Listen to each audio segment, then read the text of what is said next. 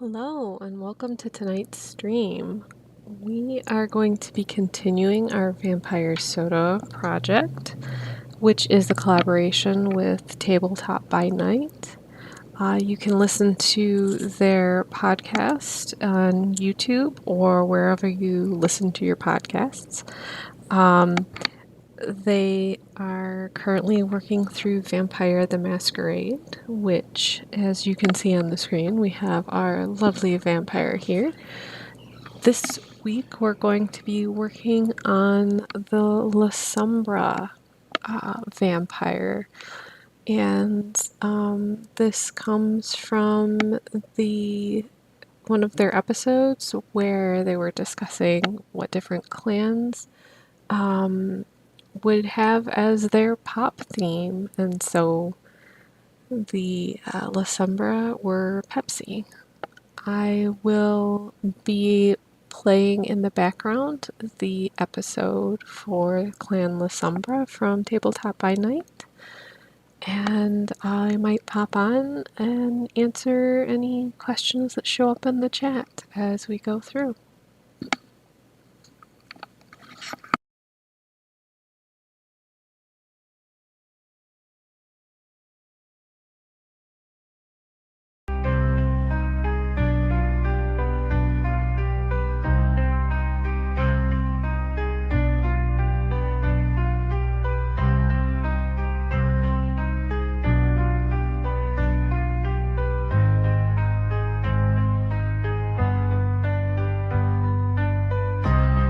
Welcome back to the table, friends. I'm your humble host, Gray DMs, and with me, as always, is my co-host and co-conspirator, Owen. Hi there. You are listening to Tabletop by Night, a weekly podcast where we continue our exploration of Vampire the Masquerade. Tonight, we gather around the table to answer the question, when you stare into the abyss, what might be staring back at you? Is it teeth? Teeth. It's teeth the whole way down. Oh, God. I hate teeth. So in our continued exploration of the clans vaguely associated with the Sabbat, or at least not of Anarch and Camarilla and Normal, right? We are going to talk about the Lasombra. So brief overview here before we get into the nitty gritty. The Lasombra exists for their own success, fighting for personal victories rather than solely for a crown to wear upon the throne, a crown to wear or a throne to sit upon. They believe that might makes right, and are willing to sacrifice anything to achieve their goals. A clan that uses spirituality as a tool rather than seeking honest enlightenment, their fickle loyalties are currently highlighted by half their clan's defection from the Sabbat. Ooh. So, the Clan of Shadows has a couple nicknames. They're known as the Night Clan, Abyss Mystics. That was harder to say. It's a mouthful. Yeah. Keepers, Magisters, Shadows, Traders, and Turncoats. Some of those are not things that I would want to be called. Nope. So, if you have a clan that is overwhelmingly surrounded by shadow imagery and concepts of like the Dark Abyss, you have to wonder, like, what kind of origin are we talking about? What is the history of the Lasombra? And once again, Lasombra is one of the clans that was largely developed as antagonistic in the beginning. Yeah. So although there have been years and years of development making them more robust and something that some players will like to kind of sink their teeth into, the Lasombra are going to be kind of suffering from that kind of characteristic of being developed as a better villain. Yeah. You know, if you want your heroes to succeed, give them good villains. So, much like most of the clans, we try to dive everything back to the Antediluvian. And there's a lot about the Lasombra Antediluvian because they were probably one of the more active Antediluvians in all of Mythos. Even though they're kind of marked by being very unremarkable. Okay. So the Lasombra described their forefathers' mortal life as unremarkable. They were always close to darkness, and when the great flood came, the Shadowed One reveled in it. When the waters receded, they joined their brethren in the second city until the revolt against the second generation led to their judgment by Cain. So, of course, we've covered that many times. Yes. So during the Antediluvian revolt, they were definitely part of it. The Ventru, which you'll start noticing that there's definitely a back and forth here, are eager to point out that Lasombra was one of the main culprits, if not the main culprit, out of jealousy. who, they of course claim that Ventrue was the rightful and approved ruler of the third generation. So everything he did was okay. Yes. The Lasombra themselves really don't say much about the matter. So many information or tales about the Lasombra antediluvian are kind of lost because they really don't care that much about it. It's not a very strong, that part of it is not a very strong point of their clan lineage. Even the identity of Lasombra's sire is not necessarily clear. So they're not really they don't claim to pick one of the three or anything like that, like the other clans. However, what they do mention is that their antediluvian's connection to the sea is something that basically was there from the beginning, and it echoes through the blood, and the many elder Lasombras feel the urge to submerge themselves in bodies of dark water. That wouldn't terrify me at all. No, just wait. So several thousand years ago, a tribe of proto-Mazai people were ordered by a pale spirit to produce a child for him. His child was trained to lead by having every member of the tribe obey him, and he was trained to be loyal by extensive gifts and rewards from the Lasombra antediluvian. The experiment failed, and Lasombra punished the tribe by wiping out half of its population. Before rerunning the experiment, Lasombra was visited by the child's playmate, Ontai. The shaman in training offered his life to Lasombra, in life, death, and beyond, with no price asked. Lasombra, disturbed by the offer and Ontai's already impeccable honor, tested the shaman's resolve by demanding his slaughter of his tribe, which he obeyed. And a shaken Lasombra called off the execution and embraced Ontai, renaming him as Montano and bringing him to the Mediterranean. That's just what you need, is a freaking fanatic. Thereafter, Lasombra was always uncertain whether his child's unswerving honor had gotten the better of him. That can't go wrong. No, absolutely not. In the second millennium BC, the so-called Sea Peoples ravaged all the settled lands around the Mediterranean. The Hyksos even ruled Egypt for 2 successive dynasties. For a while, the Sea Peoples dominated all commerce in the Mediterranean. Nobody sailed without paying tribute to them or courting destruction. Indeed, around the turn of the millennium, the Sea Peoples played a major part in smashing the Bronze Age civilizations in and around Greece, ushering in an era that more land-bound historians like to call a Dark Age. So, from the very beginning, the Lasombra have been tied to the sea. Sicily, where Lasombra had his lair, was the center of the clan, from which they inserted themselves into very seafaring cultures that arose. It is said that after the eruption of Thera, the Lasombra antediluvian began various lengthy travels, leaving his progeny free to discover the world around them. Reveling in piracy and the freedom of the sea, most Lasombra fought against both Greeks and Romans, refusing to accept the feeding rights of the Cainite overlords. Other travels to Iberia and the lands of the Roman Republic. Some particular adventurous even traveled so far as China, where their brood still survives, secluded and hidden away from the wrathful Cathayans, which I think is, I'm not sure what that is. Yeah.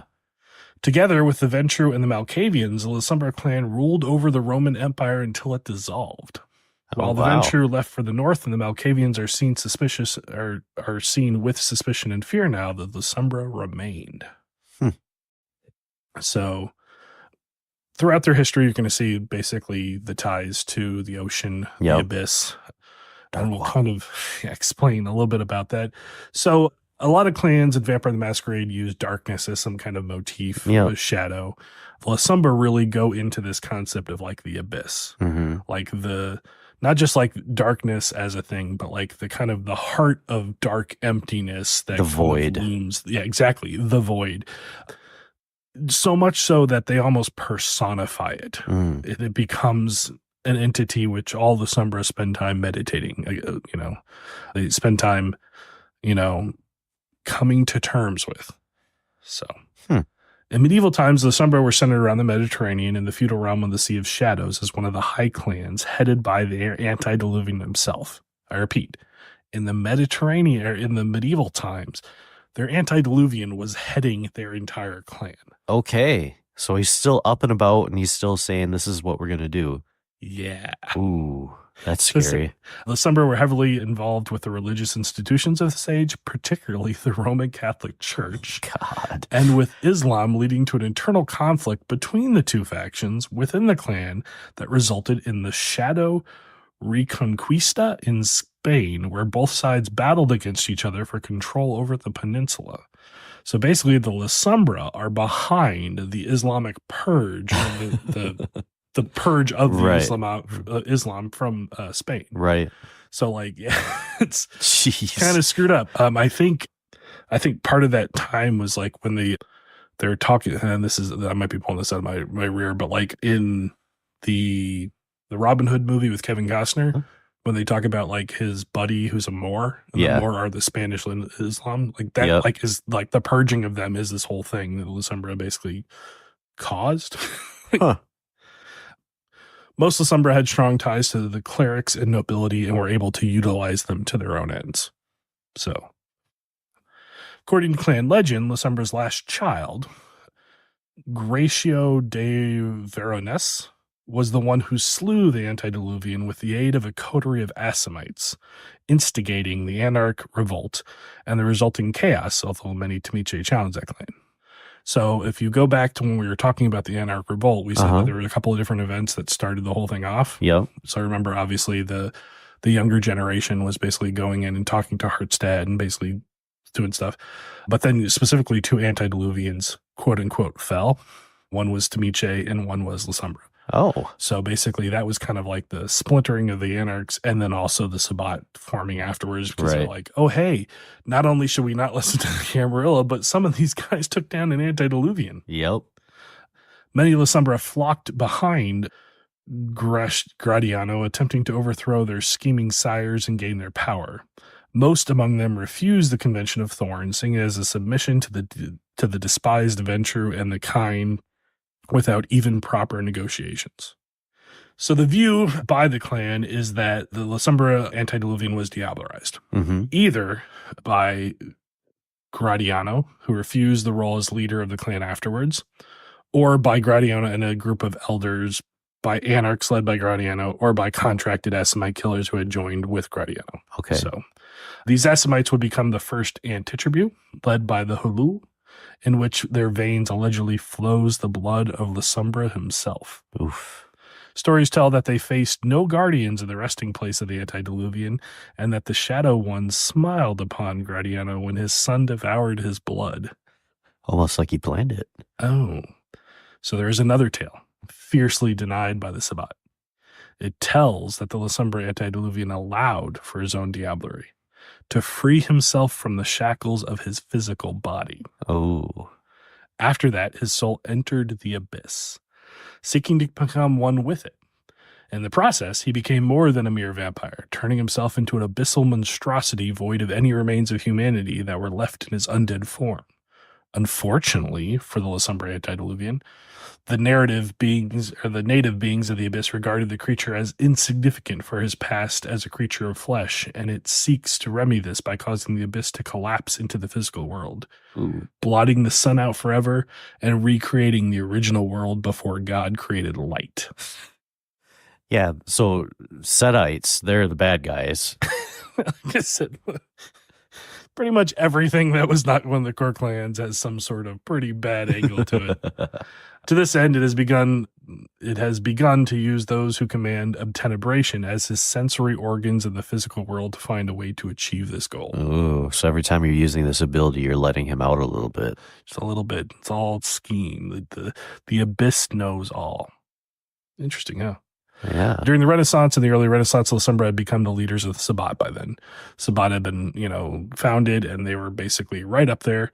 Their political and commercial power had weakened, and they had turned to more brutal practices such as piracy and even shifting the focus of their dwindling Spanish kingdoms to Dutch pirates and opportunities in the New Worlds.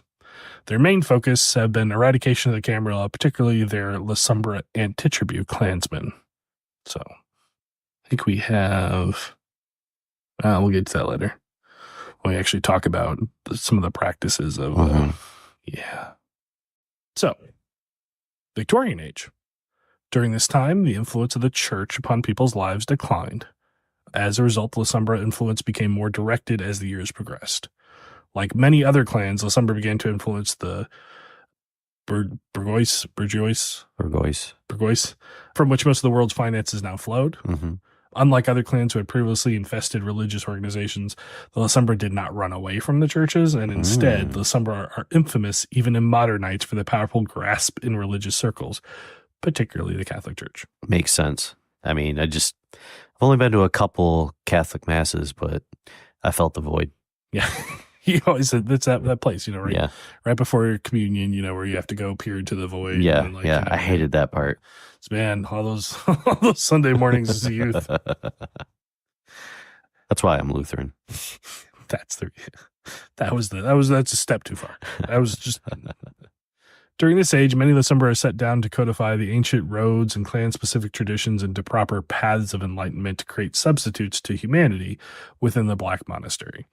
So basically, the important thing to note is that Lasombra kind of gave the Sabbat a large portion of its religious kind of spiritualism. And like the paths basically, especially in older versions, where instead of wrestling with your humanity, you essentially kind of turned your morality into a different axis. And so instead of being like, oh, like this is wrong because I'm trying to look at it through the eyes of like what a human would, no, I can evaluate this morality in this different axis like me, this kind of like this, path of enlightenment viewpoint. And so this was never really wrong to begin with.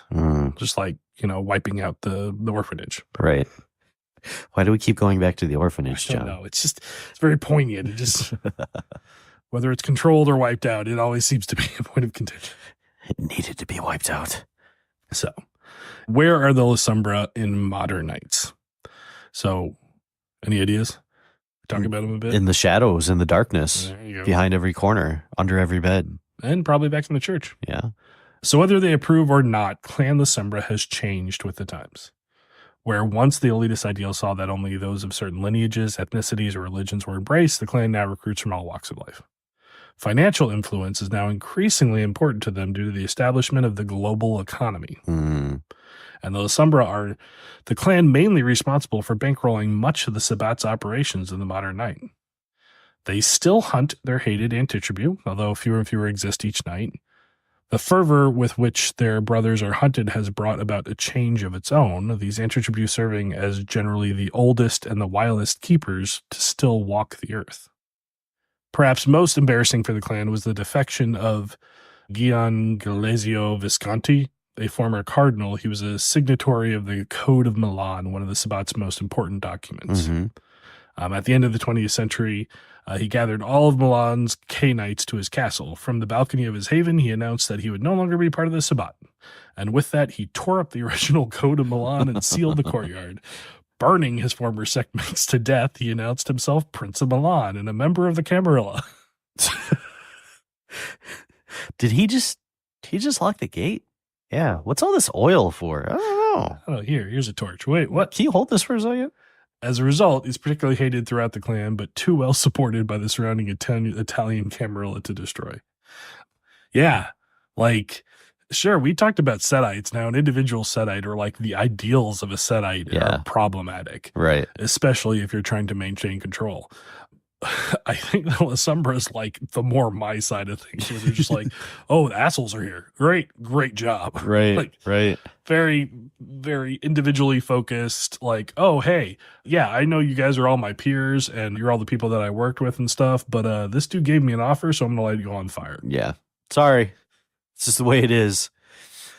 Jeez. So after the rise of the Second Inquisition and the start of the Gehenna Crusade in the Middle East, the Amici Noctis, we'll talk about a little bit, reached out to the trusted keepers, those with their reputations for clan over sect loyalty, and their friends arranged diplomatic missions by these same keepers to the Anarchs and the Camarilla. Meaning like, oh God, all these people are going crazy, and I think the antediluvians might have showed up. Maybe we should go talk to the Camarilla. Yeah. At first, these representatives made solitary offerings of fealty to the Ivory Tower, but soon they began petitioning for the entry of the entire clan. Oof. That's got to be a hard one. Yeah, like, hey, I know you took, like, Betty in with her, like, shadow tendrils, but could you take her whole family? Right. Around half of the Lasombra remained in the Sabbat, but lacked the central authority or direction as the Amici Noctis joins the Ivory Tower. Those Lasombra who held titles of Archbishop in the Sabbat now attempt to hold similar positions in the Camarilla, bringing with them their manipulation of the Catholic Church and services to fill the hole left by the Bruja and Gangrel defections to the Anarchs. Any Lasombra ranked cardinals are put to the torch as a gesture of good faith. But I helped you guys get in. Yeah, but, Bob, it's your not time. about you. Yeah. It's about me. Yeah, it's about the rest of us. It's the trolley paradox. You're gonna get hit by the trolley. I'm sorry. Sorry. This is the rundown, Bob. The trolley's coming for you. Yeah. Of course, the letter of the deal was not to deliver eldars of the Lasombra, but elders of the Sabbat. Princes interpret this rule differently, and before the Justicars know it, individual princes are enforcing their own Lasombra admittance rules. Some are more relaxed than others. Some are far stricter. The Amici Noctis believe the Camarilla will tire of the taste of Lasombra blood when they realize that they are purging useful keepers. In the same way, Stalin executed almost all his effective military officers. It's like, I'm so sure. It's just like, all right, we burned a cardinal. Great. All right, you're promoted to cardinal. Get on the stake. Until then, however, they will state which Lasombra are exempt from the internal hunt. Obviously, the Amici Noctis are the top of the exhibit. Right. So we've been mentioning that for a while. Let's break it down. So what does the Lasombra organization look like? So Lasombra naturally seek power and authority to prove themselves better than others. As a result, they once formed the bulk of the Sabbat's administrative offices. So Ducti, Prisci, and the like. Tamice are more likely to be pack priests, while the Lasombra focus on the practical matters of administration and leadership. Lasombra operate under the metaphor of shadows. They do not stand in the limelight, preferring to manipulate others to their own ends while doing as little as possible to make themselves a target. This is not solely done out of fear, but because many of the Lasombra have domineering and superior personalities that necessitate having someone beneath them. This role is usually filled by mortals, though they're not quite as adept at manipulating the living world as the Ventrue are. Those cultures that still revere the Catholic Church often have several generations of Lasombra pulling their strings. Yeah. I remember your great-grandmother. You do? Why? How? She came to me with the same shadow in her eye. Those who find themselves under the control of a Lasombra can expect a demanding and unrewarding experience. Their dominator will use any and all tools available to ensure loyalty, such as a blood bond, coercion, physical intimidation, and unapologetic use of dominate. That's a very nice way to say it. But I mean, all dominate is pretty much unapologetic. It's called dominate, not ask to do something for me. Yeah, but if you had a friend who you trusted, which is pretty much, it can't exist in Vampire, but who had the dominate ability, that can be really useful as a self-help thing. You're like, dude, you got to tell me not to eat energy drinks. Yeah. Just put that trigger in my brain. Every time I open the refrigerator, I just don't get hungry again. Just do it for me, bro. That'd be pretty good. The wise Lasombra will judge how much of this force is necessary. Too little and the servant is untrustworthy. Too much and the servant is spineless and afraid to act when they need to act. Separate from Sabbat organization, Lasombra maintain a clan-specific organization, the Friends of the Night, usually called Les Amis Noirs or Amici Noctis during the Dark Ages. While the Lasombra can be in a clan and not a friend of the night, all Lasombra who matter are part of the organization. We're not saying you have to be part of it, but if you want to do anything, you have to be part of it. The Friends are something of a formalized favor network within the Lasombra. They grant prestige and prestation, but most notably feature of the Friends are the courts of blood which regulate diablerie. Damn. Wow. They're just putting it right out there. Ooh. Just look, man, I've got a petition for the past 15 years to eat Steve. He's had his third appeal. This is okay. Okay. Steve, what do you have to say for yourself? I don't want to get eaten. Oh, that's not good enough. I'm sorry. That's not how this works. The court finds the favor of the plaintiff. Steve will be eaten on today. What? This is bullshit. The Lasombra are a clan driven by ambition, and consequently they accept diablerie as a necessary fact of their existence. From their perspective, the only tragedy in diablerie is such an unworthy vampire as a vessel was sired in the first place. Sounds like a power gamer move, you know? It's like everybody else is a vampire just for me to eat and get experience. Storyteller, you put the vampire there. That's not my fault. That's not my fault. The courts regulate diablerie by accepting petitions to diablerize over Lasombra and authorities. Shit, Steve, it's codified law, man. These hunts usually have conditions attached because the target must be guilty of something before the hunt is authorized. Steve, you should have swiped that Snickers. I just imagine it more like, well, he forgot to mow his lawn last Wednesday, so I feel like I should diablerize him. Why am I being tried for potential diablerie target? The court system ensures that diablerie is managed. Lasombra are allowed, if not flat out encouraged, to cannibalize appropriate targets. Jeez. But those targets must be judged worthy of this attention by a court before the attack can take place. In the turbulence of modern night, is it unclear how this practice will survive as Friends of the Night seek admittance to the ivory tower. See, this is where I'm just like, I bet you a Setite snuck in there and said, you know what would be a really good idea? Check this out. We make it law that you can petition to diablerize someone. That'd be a great idea. Just love the Lasombra going to talk to the prince is just like, okay, so I did the whole boon thing. I wiped out all the people. I brought you their heads. We're all good, right? Okay, cool. So I got this whole thing called the Court of Blood. Like, what? No. Yeah, fortunately, your sheriff there, they decided he's mine to eat. So it's over. Lasombra consensus holds that overly rigid structures turn on their creators. Thus, the institutions within the clan operate flexibly and with substantial local autonomy. These informal distinctions are just as deadly earnest as anything chartered or codified, but they are much more lethal for being open to interpretation, as a court of blood can prove. Most of the Lasombra subcultures have no organization or even well-known names. They are outlooks rather than institutions. A group that became organized enough to challenge the courts would be co-opted and folded into the Friends themselves or destroyed, depending on how well the group's leader pled their case. So it's either join us or die. Some of these are kind of cool. So they're the Corsairs. Mm-hmm. The Corsairs are Lasombra who have answered the call of the sea that seems to be inherent in their blood.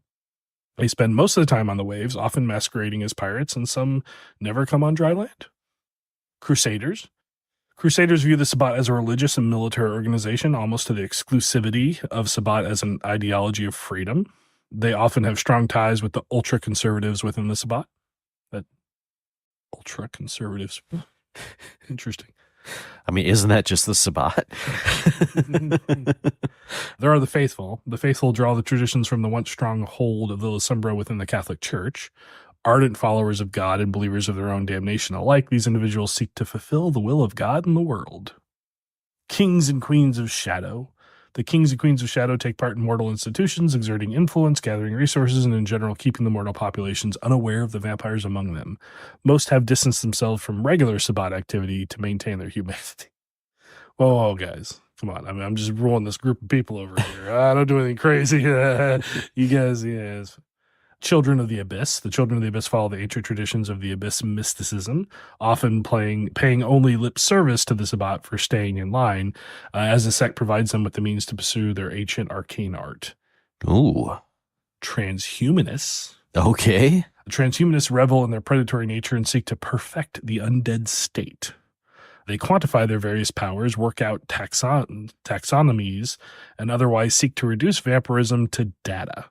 Many have a keen interest in mortal technology, particularly in those that augment the human body, while others seek a perfect state with reliance on external tools. So are we talking cyberpunk vampires? Oh, I can get behind that. The Fatalists of the Lasombra have stopped believing in the freedom of will.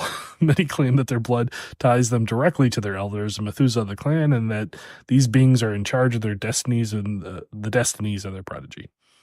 The Doomed are an exhibitionist lot among the clan that do not believe in the value of secrecy and aim to gain immediate and direct control over their environment, often without concerns to the kind. Many Lasombra kill those clanmates on sight. It's just idiots. But it's like, how unorthodox do you have to be for the Lasombra to be like, oh no, you're dead. Just get out of here, we're dead. We're crazy, but you guys are crazy. Crazy.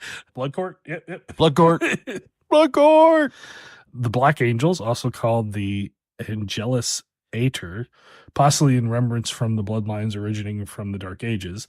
These Lasombra revel revel in their state as servants of Satan and enemies of God, practicing Satanism and other socially repulsive things. Huh? We're just assholes. And the faction list. The faction list of those Lasombra that have not yet to found an overlying purpose within the history of the clan and give more regard to their sect than their heritage. Man. It's just like, villains. Yeah, Villains bad guys with this flavor. Yeah, bad guys with this flavor. Yeah. You got your James Bond villains. And you've got your I'm a scary vampire villain. Yeah, you got your undead monster villains. You got your creepy guys in the wood villains. So Lasombra are fiercely predatory creatures, and Lasombra mindset is often defined by an embrace of darkness itself. Lasombra firmly believe that power is best held by the most worthy, and that the primary test of worthiness is acquiring said power. As a result, they are predatory, backstabbing, power-hungry, and unapologetically arrogant about their position.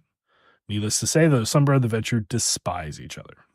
Historically, the two clans have sought out parallel dominions. The Lasombra focused on the Mediterranean and the Ventrue on Germany. The Lasombra went to the church and the Ventrue went to the state. The Lasombra went to the Sabbat, the Ventrue went to the Camarilla. And finally, the Ventrue deduced their claim of rulership over all Cainites to their lineage from the first of the third generation, while the Lasombra clan claimed leadership over them as the clan who first managed to slay their antediluvian founder. With the Lasombra defection from the Sabbat, many Ventrue delight in the opportunity to lord over a clan they have struggled against for centuries.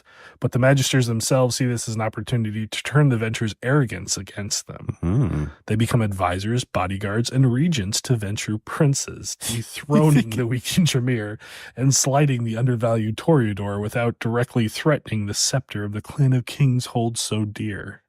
The Lasombra know that you don't need to sit on the throne to control the kingdom. Right. Yeah. That's welcoming the fox into the hen house because he says, don't worry, I'll keep everybody safe. You were my rival once, but now you're my servant. Did you eat my other servants? Oh, it was the blood court said it was What okay. happened to Timmy? Timmy was really good at this. He was very good. Timmy was very good. The Lasombra pride themselves on doing things with style and elegance. This does not mean that they are all dress alike, act alike, or furnish their havens the same way. Almost anything can be elegant. One of the classic Lasombra virtues is the gift of exposition, allowing one vampire to explain to others why this particular choice is in fact elegant. Now they're sounding like Toreadors. Elegant. This is art. What makes it art? It just is. Their clan favors its members who can articulate their preferences in a persuasive manner. The clan frowns on efforts to shock unless they work. Managing to introduce something so unfamiliar that it tramples on existing assumptions and yet, with explanation, manages to fit clan imperatives as one way to win the great deal of honor. That state of the Lasombra embrace the Mediterranean and the church have left odd marks on the clan culture. Many Lasombra are drawn to the ultimate darkness of the depth of the ocean. Even now, the Lasombra are prone to some ancestral Catholicism, notably figures such as Archbishop Ambrosia Louis Moncada still views the world in Catholic terms. They believe in God and their own damnation with equal certainty. Elder Lasombra in particular place a strong emphasis on confession, although without redemption. Oh my gosh. Forgive me, Father. It's been 100 years since my last confession. I killed 18 people. Like, okay, well, I think you have to go do a couple of hair. No, I won't be doing that. But I will be here tomorrow to tell you about the other 20 people I killed. I have to tell you about it, but I don't care about it. The Lasombra are also noted for a strong fascination with chess. The game serves as a metaphor for the vampiric existence, or at least as the Lasombra see it, and consequently, any Lasombra who plans to get anywhere in the clan is proficient in the game. Finally, something must be said about the impact that the lost visage has on Lasombra. The clan weakness makes it impossible for Lasombra to ever see their own image again. Mirrors, photography, and other reflections media fail, and the Lasombra react to this problem in a variety of ways. Clan culture places a strong emphasis on not overreacting to this problem.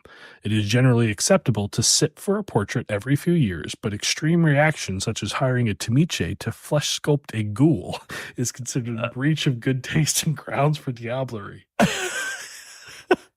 I want him to look like me. I need to know what this power suit will look like on me, so you will be turned into my body double. Your purpose will be to sit around. No, you can't gain weight. You must be exactly to my specifications. This outfit excels. It's like, holy crud. Ugh. Embraces. As with any clan, Lasombra sires look for mortals who suit their ideals. They have no time for weakness and feel the only way to survive is to excel, to cut away the trappings of sympathy and petty morality wherever they might slow down the Lasombra's ascent to power. Those who fight against these odds survive dangerous situations and exist at the pinnacle of excellence draw the eyes of Lasombra upon them. The Magisters describe the Embrace tradition as targeting those fit for more than the simple human life. Sociopaths, counterculturalists, deviants, and scarred survivors all hold appeal for the Lasombra. Anyone who says they have seen the dark side on the other side and subsequently came back stronger is a potential candidate for an embrace. Many become vampires obsessed with the accumulations of social power, prepared to mislead and to use mortals to elevate themselves. Others were like that before the embrace, with such pragmatic traits leading to the ancient to ascent in Lasombra eyes. When a Lasombra finds a mortal who seems to hold the potential for greatness as a vampire, it is common for the keeper to decide to test the mortal to see if they can rise to the occasion, or if they will instead crumble under the weight of the Lasombra's attention. These tests will feel like the victim's life is slowly falling apart as they lose their job and opportunities, become alienated from friends and family, and even suffer great physical harm at the hands of a monster. However, they react is what matters, whether they become strong or reveal themselves to be pitiful. That is what decides whether or not they are left in ruins or brought into the night. Jesus. It's like a lose-lose no matter what. It's like, hey, congratulations, you didn't break, but now you're broken. I'm going to ruin your life just to see if I like you enough. As a rule of thumb, Sabbat Lasombra generally did not embrace many shovelheads. And that was right. I remember what that was from the Sabbat. Yep. While becoming true Sabbat after being shovelhead is a sign of talent, Lasombra often prefer to be choosy. Lastly, many Lasombra loathe the idea of ghouls with a passion. To them, a mortal in the world of Canaanites is absurd as a poodle putting on a tutu and walking around on its hind legs. I mean, that's a show. Yeah. Due to their command of potence and dominate, mortals are laughably easy to control, both physically and mentally. How could the Lasombra possibly respect or value such a pathetic, weak, and frail thing? As a consequence, the ghouls of a Lasombra is typically a sniveling and timid wretch living in terror of a single mistake which could end their lives. Unfortunately, the Lasombra's shared bane makes ghouls such a fact of unlife that few can avoid using them for one purpose or another. Lasombra ghouls tend to fall into two broad categories. The first are the raft of accountants, lawyers, and bankers that the Lasombra need to keep finances rolling in. And perhaps these are the luckier of the two groups. As long as the books balance at the end of the day, they will live to see another one. The second group centers around the Lasombra's difficulty with technology and their own image. Some Lasombra keep an army of personal attendants, scores of ghouls to brush their mistress's hair, do her makeup, dress her, and attend to her correspondence. Such attendants are punished severely for infractions. If their hair is not brushed with exactly 100 strokes of the ghoul might find themselves on the wrong side of the hairbrush, a potence-fueled hand wielding it. Jeez. Some Lasombra develop mental fixations from their curses and force ghouls of either stripe to share a distorted image. For example, having their faces reduced to identical spiderwebs of scar tissue or being forced to wear white featureless masks. Jeez. I guess we all have our preferences. All right. So, yeah. Welcome to Lasombrahood, huh? Yeah, I mean they're everything you said they were and worse. Yeah, so let's go back to the nicknames. The Night Clan, well, that makes sense. Yep. Abyss Mystics, we'll get to that in a second. Keepers, Magisters, Shadows, Traders, Turncoats. I think monsters, bullies. Yeah. Horror. I mean, dickheads. Yeah, it's kind of this thing of like, it kind of, this trend that we kind of started after the Setites of like, you're trying to find some ray of hope. Mm-hmm. And some really don't have it. No. Like they've basically picked the worst parts of other clans and put them together. Right. In just a pit of worseness. Right. Rather than instilling some sort of like Like their virtue is that they like the ocean. Right. So strange how far they just kind of go astride of that. It's just like, I really like the ocean. I also like mutilating ghouls. I also like making people miserable and ruining their lives just to see if maybe they might want to be embraced or not. Yeah. All right, so I guess let's go back into some of the specifics here. So we talked about the nicknames. Yep. We'll talk about the disciplines a little bit. Yep. So let's talk about their banes. Okay. So their bane is distorted image.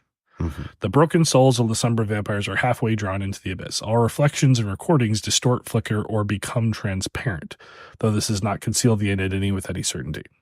Microphones have the same difficulty with the vampire's voice as cameras have with their image.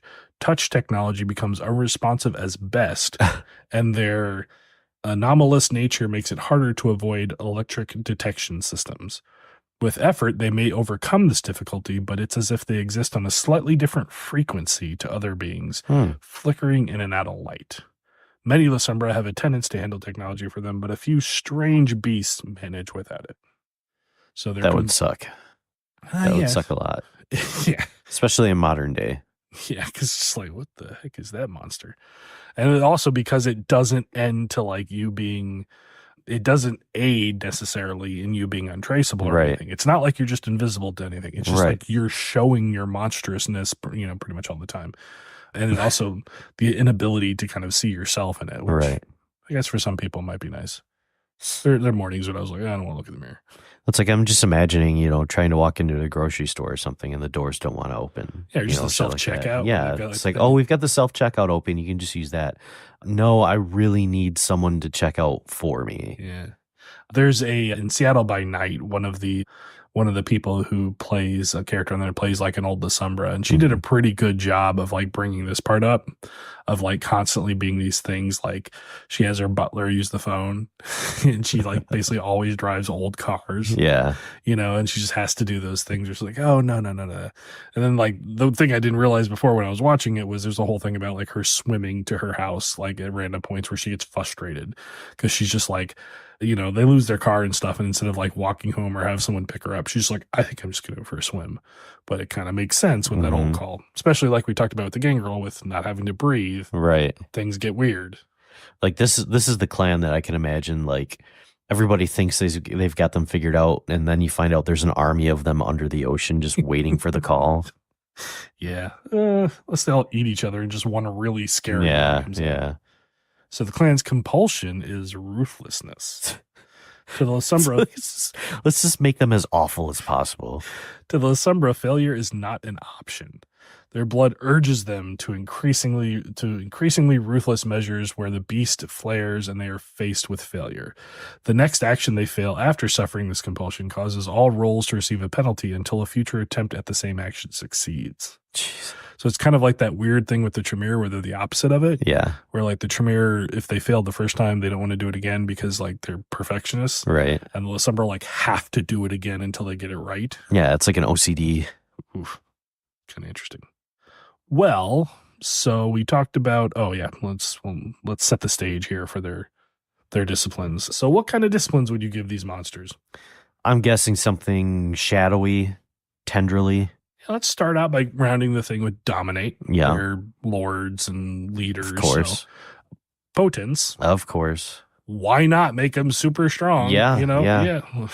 This is a potence fueled backhanding. Right. Jeez. And their last one is a unique one. They did not go the path of the Setites and the others where they basically like tied this into something else. They have the discipline Oblivion. Mm-hmm. Now, what exactly is Oblivion, you might ask? What exactly is Oblivion? There was a movie with Tom Cruise in it, I think. Oh, was it? I don't know. It's the one where he like, is that Oblivion? I don't know. You ever seen that movie? I don't know. Where like he's a partner and they have to like he does surveys and like he keeps going to the baseball place. Oh, it's like, yeah, they're like, he's got like a sky cycle thing. Yeah, and then you kind of find out. Shit's weird. Yeah. I thought it was a good movie. But that's not it. That's not their. Oh, I was getting kind of excited. Yeah. It's a Tom Cruise movie. It's a Tom Cruise movie. Those who practice Oblivion flirt with something unnatural, the very realm where wraiths are destroyed forever. Ooh. This danger does not come without power, however, as the masters of discipline call upon it to wreathe themselves in night, enslave specters, and throttle victims with their own shadow. Ooh. On a result of 1 to 10 when making a rouse check for this discipline, the vampire suffers a stain as oblivion seeps into their soul. Ooh. These can be avoided by those with potent blood who may reroll certain discipline attributed or discipline associated rouse checks. Oblivion supernatural projections of darkness and void are vulnerable to bright directed lights, fire, sunlight, and true faith. A lack of shadows to pull from can make the discipline difficult to use, though ultraviolet and infrared lights have no effect. Yeah. Oblivion is resonant to a total lack of resonance, such as psychopaths and those without emotional attachment. Huh. So basically, what are we saying here? Well, we're saying that like any type of emotion is kind of like basically offset. Like the best heightening of this discipline is where people have no emotion. Right. This is basically It's the absence. It's absence, the abyss. Yep. So what could you do with this, right? What kind of things could you do by pulling from the abyss? So how about concealing yourself in shadow? Mm-hmm. So vampires shape ambient shadows to conceal their presence and make themselves more frightening. They add 2 dice to stealth tests and the same amount to intimidation tests. Ooh. So it's kind of cool. It's like a double. Yeah, it's like an all-comers kind of thing. Oblivion sight. So basically they can see in the dark. And then, so I believe that in V5, they took some of these abilities from other books. Okay. If I was reading this correctly, because you can notice that some of these are a little weird. Okay. So vampires may disintegrate non-kindred corpses with their vitae, including animated cadavers like those brought to false life with oblivion. So basically, if it's a non-kindred corpse, they can disintegrate it. Oh. And this is like one of their easiest abilities. The vampire can also identify objects and locations important to ghosts by a faint aura. Okay. That one's a little strange. So you get a little more powerful and you can start summoning shadows, like supernatural shadows that basically can only be destroyed by sunlight. You can summon 2-dimensional shadow tendrils, which glide across surfaces and victims, alternately engaging in mystical grapples with the victim's shadow. So you get to do that cool thing where like you see the tendril like grab your shadow. Yeah, and it affects you. Yeah. Fatal precognition. The vampire's eyes become black and they remain still while they scry a vision which shows the death of a non-kindred they can perceive. Attempts to subvert the fate seen in the vision become more difficult. And then where the shroud thims, vampires return to density of local shroud. So basically, they deal with this mechanic of like how ghosts work and stuff. Yeah, so we're going to see a lot of that stuff, and we're not going to go into it because that's too kind of deep. So vampire, if you get a little more powerful, the vampire can cast their senses to a shadow they can see. So all of a sudden, you can basically see situations from a different perspective. Yeah. That's kind of cool. Basically, yeah, they can cause their touch to do aggravated damage while they directly channel the abyss.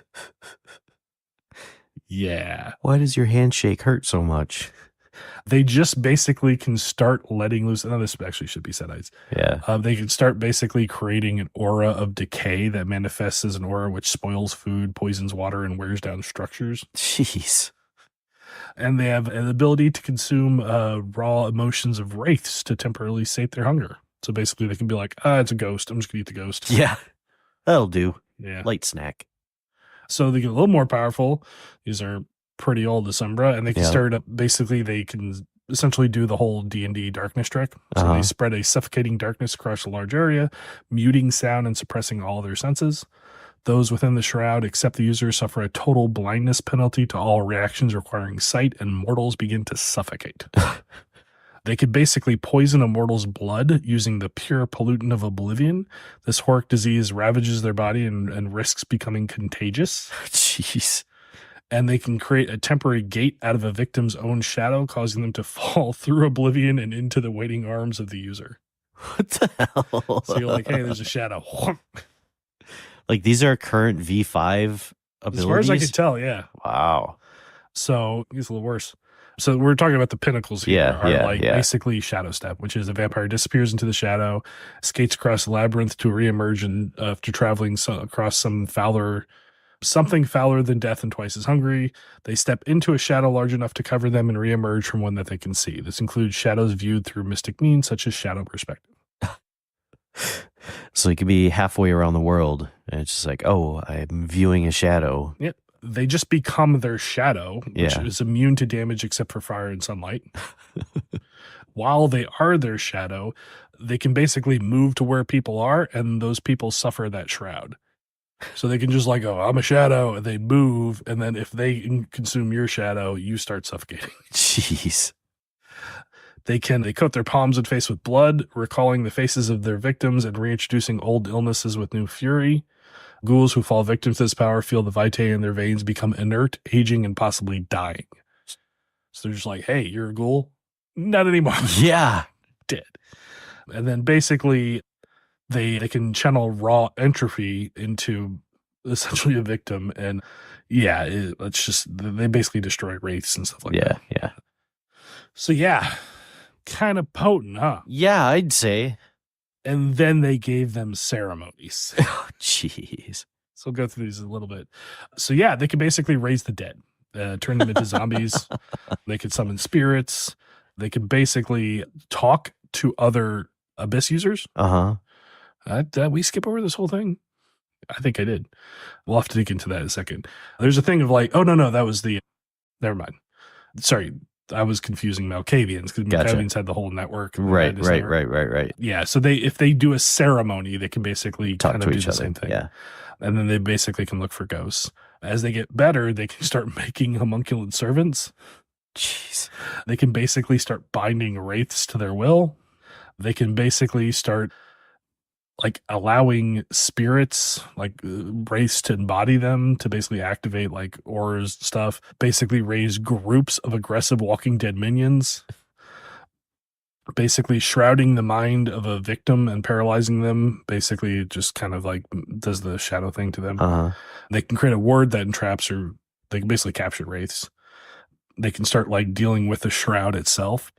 So basically they can weaken it or empower it. They can start binding wraiths to specific locations, which is like, hey, yeah, you didn't let me buy this shop, so I'm going to bind a ghost to this shop, and it's going to haunt you guys. They can then start tearing the shroud, so more like wraiths come out and stuff. They can make someone experience the final moments of a wraith's life, inflicting trauma or uncovering secrets. Jeez.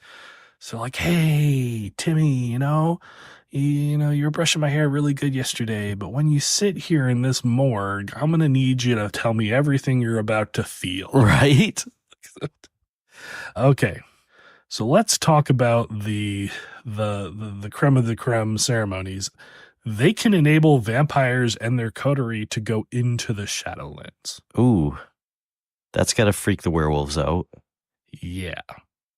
They can also bring a freshly dead body back to life, but not how its relatives or friends might remember it. How is that? I don't know, actually. I really want to read that one because it's called the Lazarean Blessing, which is pretty much blasphemous. Right. So some of these I have to look up.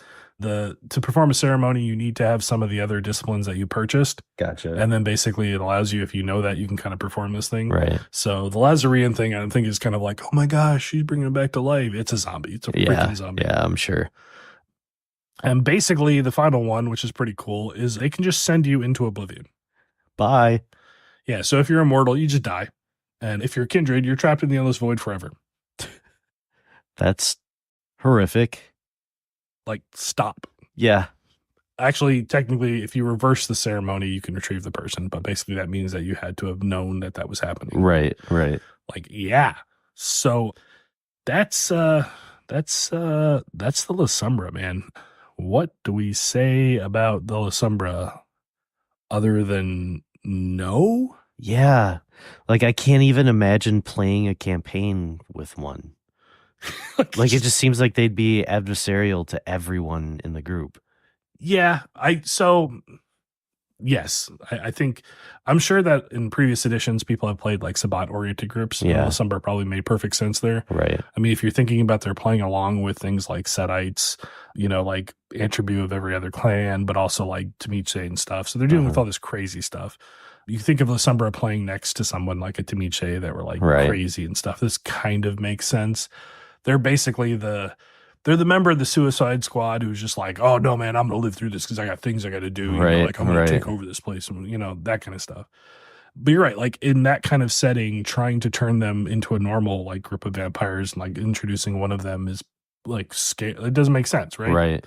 They are a bully. They're a horrible like they're yeah. Whereas like the Sedite is like you're gonna burn them out for what they're going to do. At least the Lasombra, you're like, we know what the monster's gonna try to do. Right. Right. Right. Like, so why would you invite the monster in the first place? Right.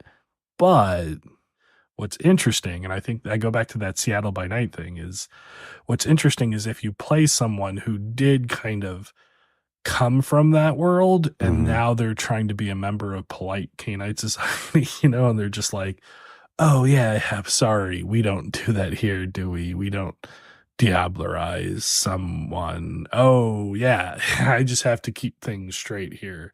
Yeah, it just kind of reminds me of like the fallen noble sort of thing, where it's just like they've been brought down to the place of like the common noble, and now the things they're used to don't exist anymore. So everything just seems kind of less. Yeah, but they always have to establish is like, that's how it is here. Oh, I'm sorry. Where I come from, we don't do that. Just always talking down to everybody, just that whole thing. Not to mention that whole in the short term, the Lasombra have basically petitioned the Camarilla to be there, right? Mm-hmm. So they're like at least actively saying like, we want to be a part of this. So they're coming forward and they're just like, oh yeah, all the horrible crap I've done. I want to be here with you. Oh, really? I want it to become our horrible crap. Oh, are we supposed to make sure no one does anything at Elysium? Oh, that's okay. Could you tell me if someone does something or steps up? Right. You're like, what the heck is that? Yeah. I just think if they start getting into positions of power, like a sheriff, really. That's what I was going to say. I heard the position of sheriff's going to be open soon. What? No. Why? Why would it? Doing great. Yeah. Why would it be open soon? Oh, I might have spoken out of turn. See you next week. I have some petitions in the court of blood. Right. Yeah, I think I do find them interesting. I think that they're like weirdly, how do I put this? All the vampire clans from the core book, or all the the core Camarilla ones, which we know about, I think they work better as archetypes. Mm-hmm. I think when they went to Requiem, they kind of like pared them down to like 5. And I think that like for players, that does serve a better place for most groups. But if you have a group that's played vampire for long enough, and especially if people get talented in it, like that's when you can start putting some of these other groups in. Like I would never want a character who wants power to play a Lasombra, because then you're just like, we know what you're going to do. Yeah, and the rules that you're giving them are just kind of like, maybe you're a little bit better. Yeah. You're like, you kind of have all the tools to be a bully. It'd be far more interesting to give the person who does not want power a Lasombra. Right. That's why I really wanted a certain thin blood to like consume, because I was like, that was great. Like the person who does not want to be a vampire is then cursed by being a scary vampire, and everybody's like, you're a monster. The worst of the worst vampires. You're like a monster, and we don't want you here. Right. Like, but I didn't even want to do it in the first place. Yeah. So I thought that would have been a cool kind of method. But yeah, like I do think they're like, I don't want to say the Sedites are elegant. They're not elegant, but I think the Lasombra are like the brutish like villains. Yeah. They're the villains, is just like openly villainous. Yep. Like the Sedites are the villains who masquerade as something else. Mm-hmm. And then I think that ultimately when we start talking about the Tamiche, I think they're the villains who are they're just scary because of what they are. Yeah. So like you've got what you are, what you represent, and what you're going to do. Mm-hmm. Maybe something like that. Yeah. No. It's a long discussion about spooky, dark, scary vampires. Right. So, any final thoughts on the Shadow Boys, Shadow Girls, Shadow People? Shadow People? No, I mean, there's a lot going on there. Like, there's a lot going on there. And I really feel like there's a lot of duality going on there where, like, they want to be the elegant, they want to be the strong, they want to be the powerful, but at the same time, they're not afraid to just go hog wild and beat the shit out of you with a stick, Yeah. I really like the idea of treating them kind of like changeling. Yeah. Where like if they were inducted into the Sabbat against their will and they grew up in that kind of ecosystem, and then like the Sabbat leaves and and they start petitioning the Camarilla, and they're like, no, I'm a really good person. Like I'm deserve. I'm a civilized vampire. I like things. Oh, the Toreador, you like stuff. I like stuff too. Like, oh yeah, like sometimes I like pinning people's faces up on my wall. Like it's really great, right? Beautiful people's faces. Oh no, sometimes I look in the abyss and I have shadowy tendrils. It's not bad. Why are you looking at me like that? I'm not a bad person. I was just raised that way. Yeah, they're like every person who petitions to not be a bad person, but secretly they're just going to become a bad person anyway. Yeah. It's like I said, it's the opposite, I think, of the Setites, where the Setite is like a person whose presence is evil, like trying to pretend like they're not. And I think the Lasombra really is a person who might believe they're a good person, but they're just a bastard. It's like I feel it's like this. So you have this position of head cook, and you hire a Lasombra to come in to be the head cook. And they're like the Gordon Ramsay sort of thing, where they're just yelling and screaming, and like the food's good. Everything that's coming out is good, but like there's blood, sweat, and tears, mixed into it. And, it's the conditions, or that go into it, or, whatever. But the stuff that comes out is a work of art, but there was torture and punishment and everything involved. And then like you have that for a while, then you have the Setite roll in, and the Setite rolls in, and everything kind of stays the same. Like, the food's still delicious, but like the chefs and the cooks and everything like that, like they're not angry about it anymore. They're not getting their asses kicked or anything like that. It's good. But then as time goes by, the food starts to get cheaper, like the ingredients are cheaper, and lesser portions, the price goes up, but like the amount goes down and what you get is less, and, all that stuff. And eventually it just turns into McDonald's, so it's like hell and decay. Right. Which one of these two is going to take over? Right. That's a good analogy. I like that. All right. I think that wraps up the world of the spooky people. Yep. So thank you for this journey into the abyss, and hopefully you don't go staring into it too often. All right. Have fun, guys. Bye-bye.